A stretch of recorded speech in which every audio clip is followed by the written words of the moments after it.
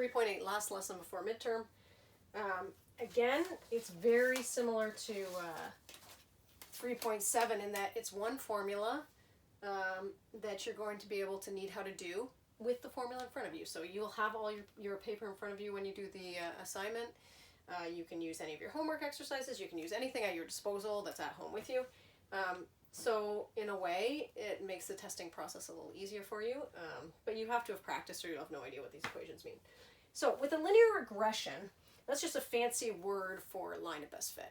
So you can perform all kinds of regressions on data. You can do non-linear ones as well as linear. We are going to stick to the line because that's the easiest one to do, and they get to be a little bit more difficult in nature in terms of the algebra and arithmetic. But if we ever get back to school and we go into the computer lab and use a couple computer programs, then I'll show you how to do other types of regressions. But for now, we're just going to do what's called a linear regression. So a linear regression basically says, take a set of data that you have. There's some sort of correlation attached to this. If you attempted to draw a line of best fit, you could go through the middle like this. And if I asked you to find the equation of that line of best fit, in grade 9, you would have found the y-intercept, you would have found the slope, and you would have plugged into y equals mx plus b and said, that's my equation. Well, in this scenario, we want to be exact. So your line of best fit might be slightly different than someone else's, which means you'd have different slopes and different y-intercepts.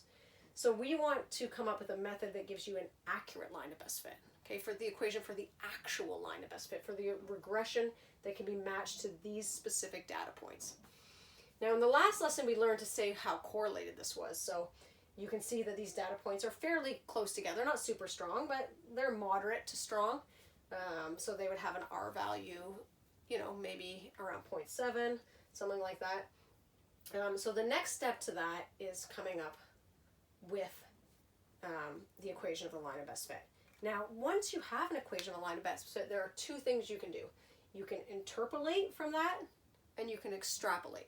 So interpolate means to find something, a value that's between existing data points. So if my line of best fit goes to my last data point, interpolating would mean if I want to find the value at this x value, I could go across and find the corresponding y value.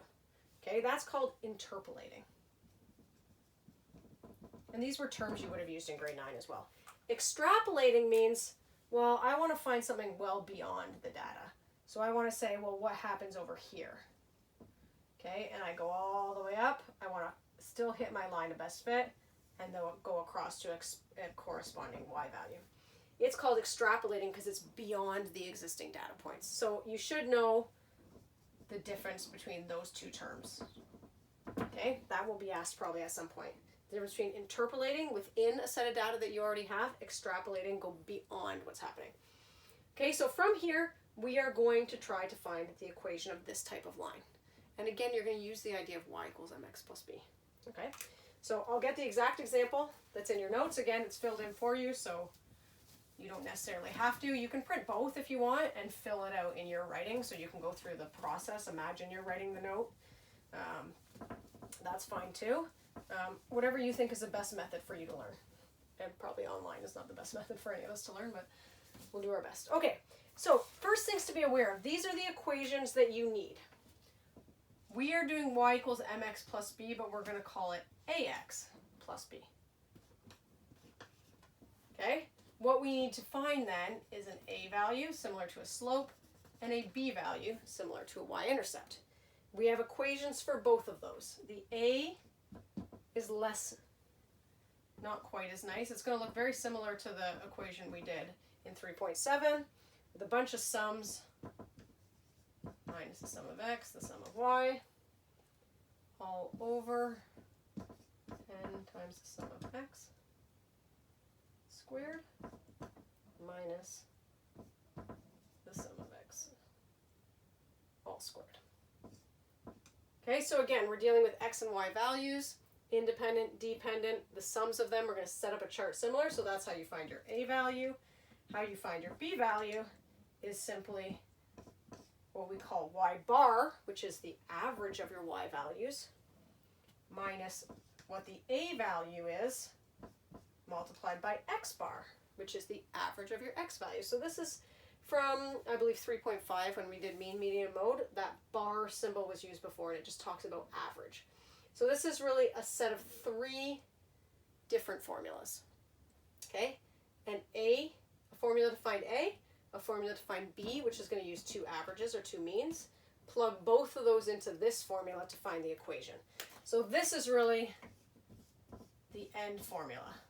Okay, you're going to be doing things in steps. You're going to do this one first, then you're going to do this one, then you're going to plug them back into this one. So if you were looking at an order, you would go in that way. Okay, now the data we have looks like this. We have, I will write it down. The question we have is talking about your age and how much money you make. Do you think that's correlated? Do you think that the average 23-year-old makes as much as the average 55-year-old? Or do you think as you age, you earn more money? That's the question.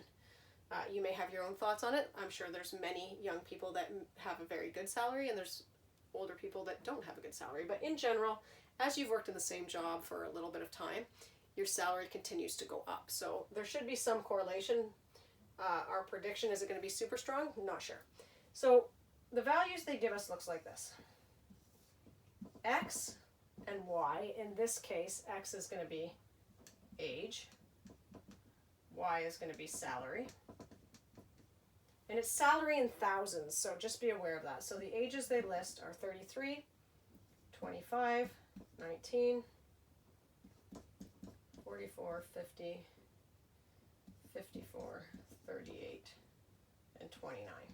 Okay, so a variety of ages, as young as 19, as old as 54. Their salary in thousands looks like this. So there was actually a question like this in the homework last week. In thousands means that this 33-year-old makes $33,000 a year. Okay, the 25-year-old makes $31,000 a year. Just makes your calculations easier if you don't have to include the thousands.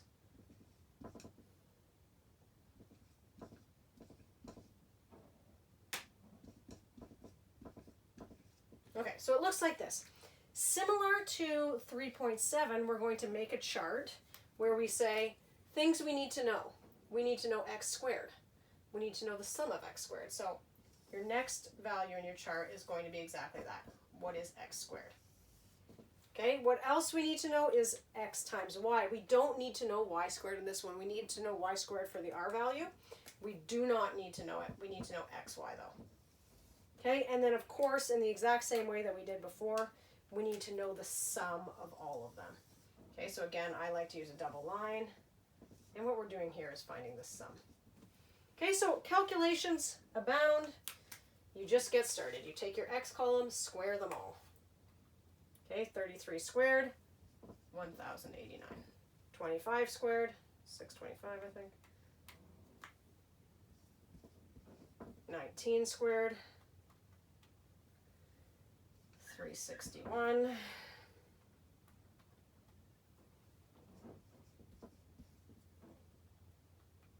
2,500, obviously. 54 squared. So these just take a little bit of time, but they're not difficult. If you have a calculator, you shouldn't have a problem. Okay, so we get that one, no problem. X times y is just taking your x value and your y value, multiplying them together. Oops, I'm going to do it in purple, just so we know what's going on. That was an 89. Then 25 times 31, 775.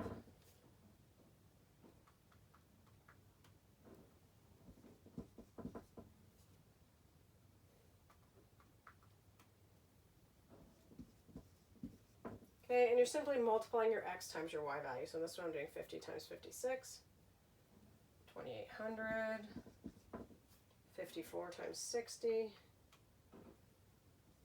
3240, 38 times 44, and 29 times 35. Okay, so our big calculations are done. The only thing we are left to do is actually sum them all.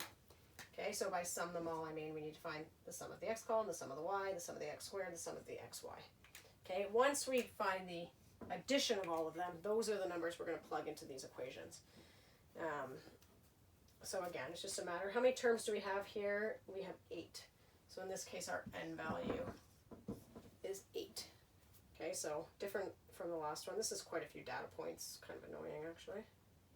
Who made up this note? Plus 54, 38 plus 29. 292 is the sum of our x's. And it's easy to forget one, so you have to be careful. I'm rushing, and I don't have solutions in front of me because I was too lazy to go downstairs and print them. But for you, if you're doing the assignment, then take your time, maybe do it more than once, just to make sure you get the right answer. Time is on your side, right? For all of these assessments that I'm giving you, you have 27 hours to do them.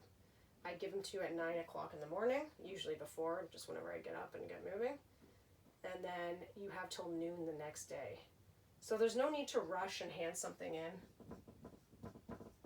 right away, unless you've started it late, if you have a job or something and you come later. But 27 hours should be plenty of time for you to maybe do it once and then check it over a little bit later and do some of the more complicated calculations more than once, just to make sure you don't make a little mistake. So this is a good opportunity to not lose marks on little things. Whereas when you're writing a test in class, there's quite a bit of opportunity to lose little marks. So in this way, it's sort of to your benefit, the length of time you have to calculate something.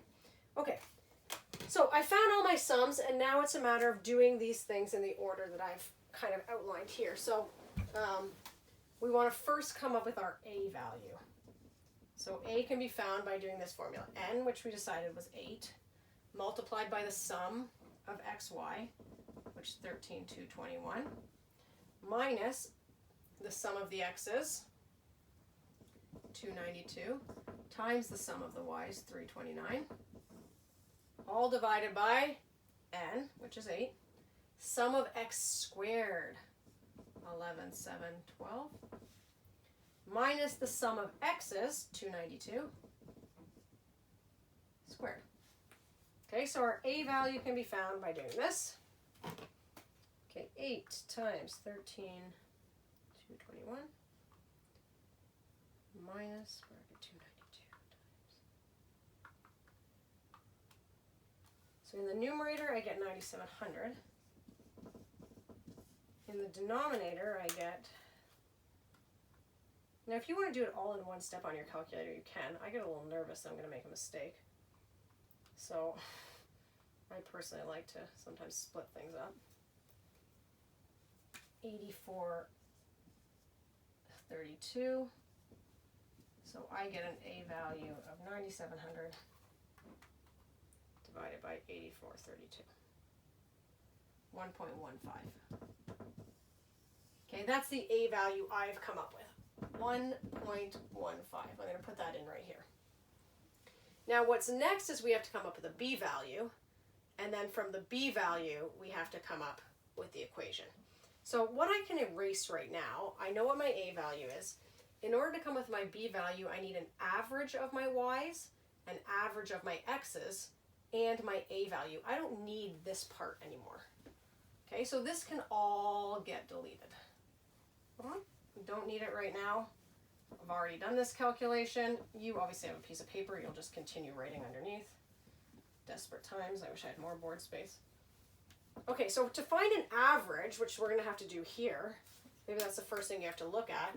Well, you're trying to find x bar and you're trying to find y bar. Well, x bar is just the sum of all the x's divided by n. Y bar is the sum of all the y's divided by n.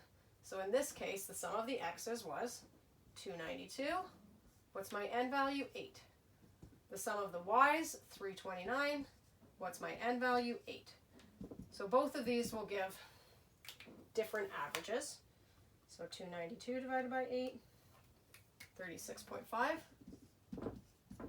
329 divided by 8, 41.125. Okay, now to find my B value, I have to do y bar minus A times x bar. So in this case, my y bar is 41.125 minus my a value, which is 1.15, my x bar value, which is 36.5. And when I calculate this,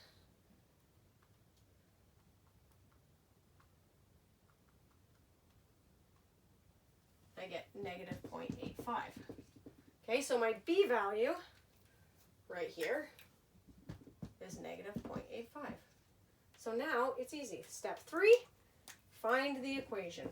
Y equals a x plus b. The things you are substituting in for are your a and b. So y equals 1.15x minus 0.85. That is the equation of your line of best fit. That is your linear regression accurately performed. Okay, that's not come up with the equation of a line of best fit by guessing, by drawing in the equation. Now on your actual note, you have a grid here that you can draw an equation, or you can draw the scatter plot and you can put on your line of best fit. Now in terms of what's happening, it says estimate the annual income for an employee who is 22 and one that is 60. What this means, remember your age is X. If I sub in a 22 here, it'll tell me my income. If I sub in a 60 here, it'll tell me my income. Okay, so that whole idea is going to be beneficial. That's basically interpolating and extrapolating if you have a graph, but that's using the equation. So you can estimate it by drawing the lines on the graph, or you can use the calculations. So again, it's not overly difficult. It's multiplying, it's dividing, it's adding, subtracting. Okay, all things you know how to do. You just have to make sure you follow the formula and understand what this sum symbol is. Okay, if you're looking for homework for 3.7 and 3.8, they are listed on the filled in version of the note. You can check them out there. The practice test is already uploaded. It's super long just to give you extra questions to practice on. And then next Thursday, I believe it's the 16th of April, Thursday morning, I say 9 a.m. It's probably going to be closer to 8 a.m. I'll release the assignment, and you'll have till noon on Friday, April 17th. It's imperative that you get it done on Friday. I have to hand in midterm marks by Monday, so if you want that included, which most of you should want it included, this is a good opportunity for you to do better than you did on the previous 2 tests. You get that in. I'll have it marked and back to you in time for it to count towards your midterms, which are, in fact, if you're graduating, if you've applied to university, are going to OUAC. So life is moving on, whether we're stuck inside or not. So for those of you that are college or university bound, you need these marks. So get on this. You have 8 days from the time I'm recording this to get your act together, okay? See you in Unit 4.